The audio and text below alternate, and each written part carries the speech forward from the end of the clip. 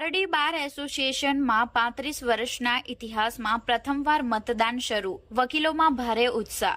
ઐતિહાસિક ચૂંટણીમાં પ્રમુખ પદ માટે ભરત પટેલ અને બિપિન પટેલ વચ્ચે સીધી ટક્કર। સાંજ સુધીમાં પરિણામો જાહેર થશે। રાજ્યભરના બાર એસોસિએશનની ચૂંટણીના ભાગરૂપે આજે પારડીમાં પણ વકીલ મંડળ દ્વારા મતદાન પ્રક્રિયા હાથ ધરવામાં આવી છે। પારડી બાર એસોસિએશનના ઇતિહાસમાં આ ક્ષણ ખૂબ જ મહત્વની માનવામાં આવે છે, કારણ કે અંદાજે 35 વર્ષ બાદ પ્રથમ વખત અહીં ચૂંટણી યોજાઈ રહી છે। અત્યાર સુધી અહીં હોદ્દેદારોની નિમણૂક બિનહરીફ કે સર્વસંમતિથી થતી હતી, પરંતુ આ વર્ષે લોકશાહી ઢબે મતદાન થવા જઈ રહ્યું છે। પારડી બાર એસોસિએશનમાં વિવિધ હોદ્દાઓ માટે રસાકસી ભર્યો જંગ જોવા મળી રહ્યો છે, જેમાં પણ પ્રમુખ પદ માટે આ પ્રતિષ્ઠ પદ માટે ભરત પટેલ અને બિપિન પટેલ વચ્ચે સીધો મુકાબલો છે। ઉપપ્રમુખ પદ માટે 3 ઉપપ્રમુખની જગ્યા માટે 4 દાવેદારો મેદાનમાં છે, જેમાં અશ્વિન દેસાઈ, હિતેશ એમ પટેલ, રોનક રાણા અને શૈલેષ પ્રજાપતિનો સમાવેશ થાય છે।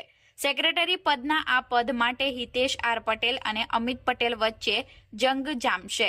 જોઈન્ટ સેક્રેટરી માટે ભાર્ગવ પંડ્યા અને રિંકલ દેસાઈ આ પદ માટે ઉમેદવારી નોંધાવી છે। આજે સવારથી જ વકીલ મિત્રોમાં ભારે ઉત્સુકતા અને ઉત્સાહનો માહોલ જોવા મળી રહ્યો છે।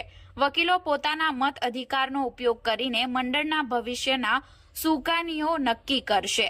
ઉલ્લેખનીય છે કે મતદાન પ્રક્રિયા પૂર્ણ થયાના ગણતરીના કલાકોમાં જ મત ગણતરી હાથ ધરવામાં આવશે અને શુક્રવારે સાંજ સુધીમાં પરિણામો જાહેર કરી દેવામાં આવશે।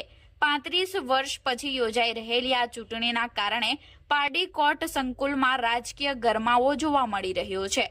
હવે જોવાનું એ રહેશે કે પારડીના વકીલો કોના શિરે વિજયનો તાજ પહેરાવે છે। ખરેખર સત્ય હકીકત કહેવા જોઈએ તો પારડી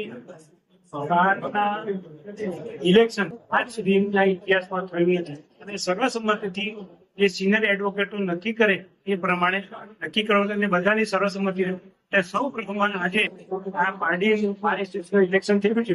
અમે સિનિયર માણસ એડવોકેટ મારે દુઃખ છે કે આ પરિસ્થિતિ અમે અમારી કમજોરી છે તો કોઈ બીજું કારણ છે, પણ આ નિવારી નથી, બારોબાર દુઃખ છે।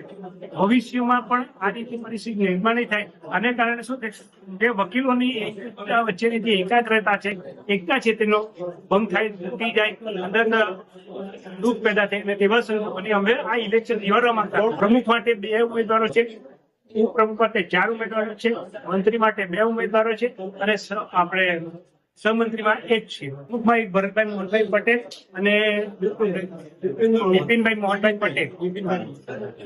મતદાન પ્રક્રિયા ચાલી રહી છે। મતદાન પ્રક્રિયા ચાલુ છે, ધીમી છે અત્યારે, પરંતુ સમય જતા એમાં પ્રવાહમાં વધારો થશે અને 3 વાગ્યા સુધીનો સમય છે।